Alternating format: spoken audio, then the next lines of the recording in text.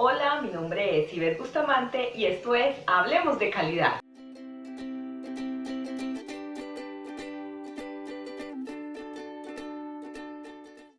Este video es un video muy especial. Lo realizamos gracias a los aportes de uno de nuestros seguidores, quien muy proactivamente solicitó que hiciéramos un video donde dijéramos algunos tips para realizar auditorías. Hemos hablado anteriormente de las auditorías, de la importancia de estas en las organizaciones. Asimismo, hemos hablado sobre algunas competencias que debe tener un auditor. Hoy les hablaré desde mi experiencia, ya que llevo alrededor de 13 años realizando auditorías a sistemas y procesos en diferentes organizaciones y cada vez nos encontramos elementos que se pueden mejorar. Por ello, compartiré con ustedes algunos tips muy sencillos que nos permitirán que el ejercicio como auditores sea cada vez mejor. Antes de la auditoría. Una vez nos asignen las auditorías, debemos prepararnos muy bien en el conocimiento profundo del proceso y la organización que vamos a auditar. No importa cuánto tiempo llevemos desarrollando esta actividad, cada empresa y proceso es diferente y por lo tanto la preparación debe ser cuidadosa y asegurar la comprensión de las políticas, la filosofía y los métodos de trabajo propios de la organización. Cuando estamos iniciando en la labor de ser auditores, se recomienda organizar documentos de trabajo que nos permitan no olvidar ninguno de nuestros aspectos que debemos tener en cuenta al momento de la auditoría. Estos documentos pueden contener las preguntas, evidencias a revisar, personas a entrevistar, entre otros elementos que nos faciliten la auditoría. Hable con el líder del proceso o de la empresa, a modo que esa persona nos comparta las diversas situaciones que se presentan que en la documentación no se pueden observar. Al momento de recolectar esta información debe tener cuidado, pues la persona no se debe sentir que es auditada. Y yo como auditor, por ética profesional, no podré usar esa información en contra o a favor de los auditados en el momento de la ejecución de la auditoría. Acuerde con los auditados la fecha, la hora y el lugar de la auditoría, de modo que al momento de realizarla no llegue de sorpresa. Asegúrese que el líder del proceso de la empresa le comunica a su personal esa misma información. Durante la auditoría. Para el día de la auditoría, asegúrese de ir vestido adecuadamente, de acuerdo al proceso y a la empresa que va a auditar, de modo que usted se sienta cómodo y seguro y no vaya en contra de las políticas organizacionales. Al momento de vestirse, tenga en cuenta también los accesorios que va a usar. Estos deben ser sutiles y que no llamen la atención. Este consejo es tanto para hombres como para mujeres. En el caso de las mujeres, tenga en cuenta que menos es más. Y en el caso de los hombres, una buena recomendación es que usen un buen reloj y un buen lapicero. Y solo si son casados, lleven su argolla de matrimonio. En las mujeres, 7 accesorios máximo es la regla que se debe seguir, contando cada arete como uno solo. El olor es importante. Aunque no lo creamos, nuestro olor puede entorpecer una auditoría. Es por ello que debemos ser cuidadosos al momento de aplicarnos perfumes, no revolver aromas y tampoco excedernos en ello. Y aunque parezca obvio, un tip básico es que siempre debemos bañarnos, lavarnos los dientes, el cabello, de modo que nuestra imagen siempre sea fresca. Cuando lleguemos a la empresa o el proceso que vamos a auditar, hagámoslo con entusiasmo y alegría. Saludemos cordialmente a las personas, sonriendo, mostrándonos tranquilos y confiados. Si el auditado nos ve así, seguramente muchos de sus miedos y ansiedades comenzarán a disminuir. Haga la reunión de apertura con todo el personal que se va a auditar. De este modo, todos tendrán la información de primera mano. Explíqueles cómo será el método de trabajo, qué elementos se van a revisar y haga énfasis en el cumplimiento de los tiempos, tanto de su parte como auditor como de ellos como auditados. Sea muy observador y manténgase atento a todo lo que el auditado le dice, tanto con las palabras como los gestos, ya que de estos dos elementos dependen los hallazgos que tengamos en nuestro proceso de auditoría. Siempre que indague sobre un tema, no acepte solo evidencia verbal. Siempre debe solicitar otro tipo de evidencia, como puede ser la documental o testimonios de otras personas que puedan validar la información recibida. Cuando haga un hallazgo, no culpe a la persona, refiérase al proceso, pues es en realidad este el que está fallando. Sea coherente en lo que dice y en lo que expresa, con sus movimientos y posiciones corporales. Nunca vaya en contra de las políticas y la filosofía de la organización. Mantenga una posición neutral. No invente requisitos. Siempre debe ceñirse a su referente o criterio de auditoría. Esto le permitirá ser más objetivo en sus opiniones. Mantenga la mente abierta para comprender que cada organización, proceso o persona puede dar cumplimiento al mismo requisito de modo diferente. Sea muy ético y moral, no acepte sobornos de ninguna clase. Sea proactivo y flexible, de modo que pueda adaptarse a los cambios que surgen durante el proceso. Mantenga la confidencialidad de todo lo que escuche, vea y aprenda durante la auditoría. Ese conocimiento e información es de la empresa, no suyo. Sea proactivo o flexible, de modo que pueda adaptarse a los cambios que puedan surgir durante el proceso. Comunique cada vez al auditado los hallazgos, sean positivos o negativos, de modo que cuando usted entregue el informe de auditoría, este no sea una sorpresa para el auditado. Después de la auditoría, asegúrese de entregar oportunamente el informe de auditoría. Sea concreto, objetivo y directo en la redacción de los hallazgos. Para ello, utilice la evidencia recolectada durante el proceso. Sea cuidadoso con la ortografía al momento de redactar su informe. Inicie siempre su informe de auditoría resaltando las fortalezas del proceso o la organización que auditó. Asegúrese de concluir adecuadamente sobre la eficacia, la conveniencia y la adecuación del proceso o del sistema auditado. Agregue valor a su auditoría, concluyendo sobre otros aspectos como la conformidad del sistema y la cultura de la organización. No asesore a sus auditados, pues su rol es de evaluador. En lo posible, presente usted personalmente el informe a los auditados, de modo que pueda haber un espacio para la retroalimentación. Genere en sus auditados el interés por mejorar continuamente y haga que ellos se comprometan con mejoras que puedan realizar. Y por último, si usted está seguro de su trabajo, confíe que esta labor le va a agregar valor a la organización, al proceso y a las personas con las que usted interactúe. Estos tips te ayudarán a mejorar el ejercicio como auditor, teniendo en cuenta que cada vez aprendo más y puedo ser mejor. Esto ha sido todo por hoy. Mi nombre es Ivette Bustamante y esto es Hablemos de Calidad. Nos vemos en una próxima oportunidad.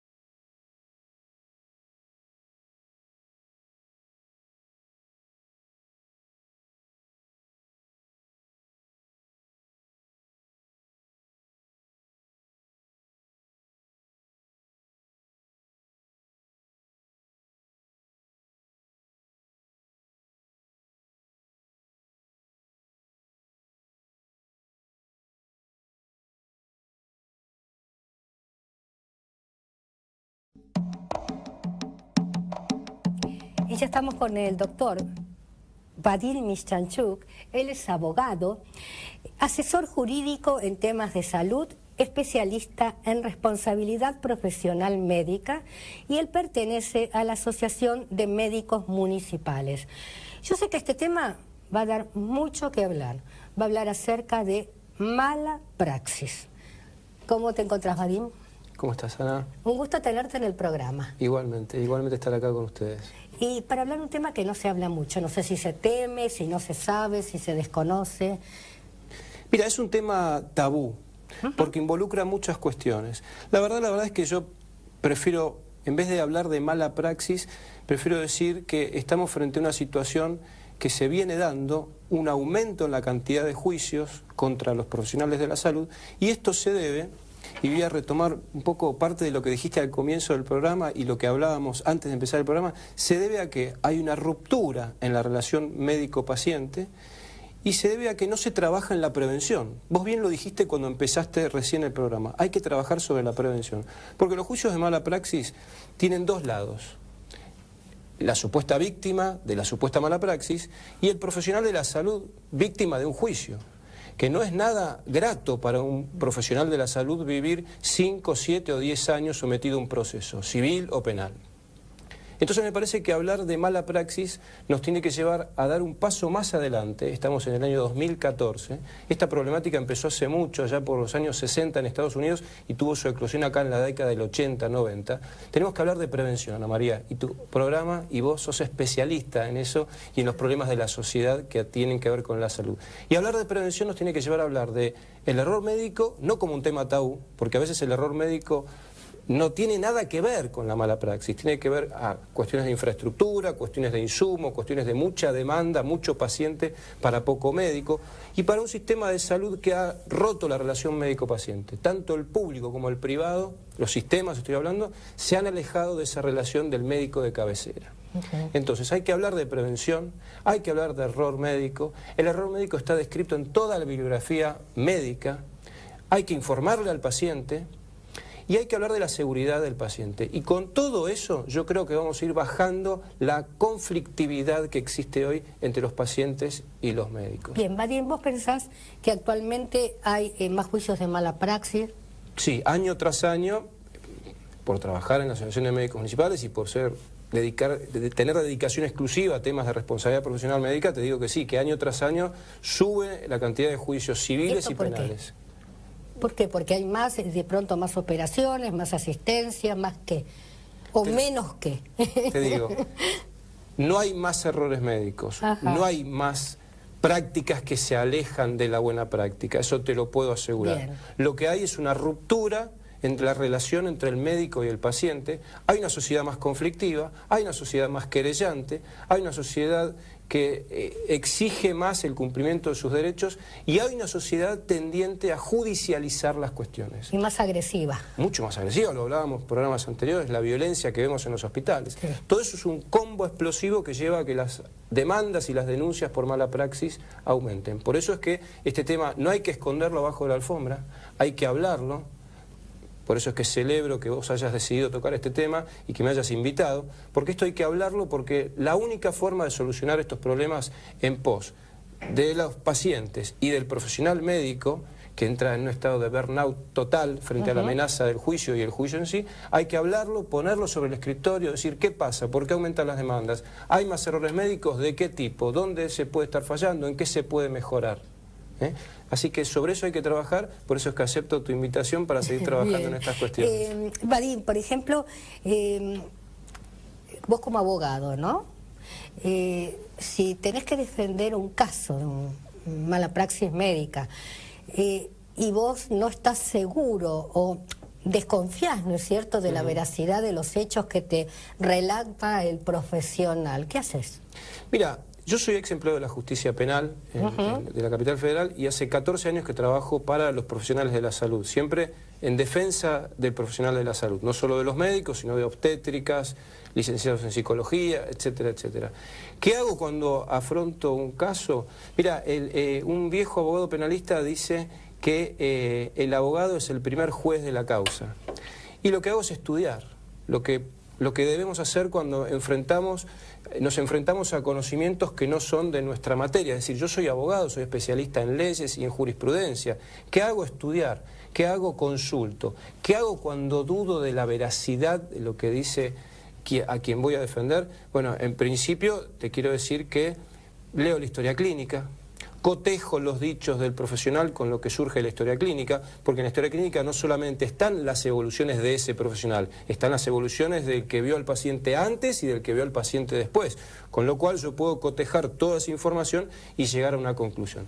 Ahora te digo que en estos casi 15 años, porque este año se cumplen 14 años que me dedico a trabajar para los profesionales de la salud, te quiero decir que en la cantidad de juicios que me ha tocado participar, nunca he encontrado por parte del profesional de la salud una actitud nociva frente al paciente. A ver, todos en cualquier profesión podemos cometer errores. Y eso no significa que haya mala praxis.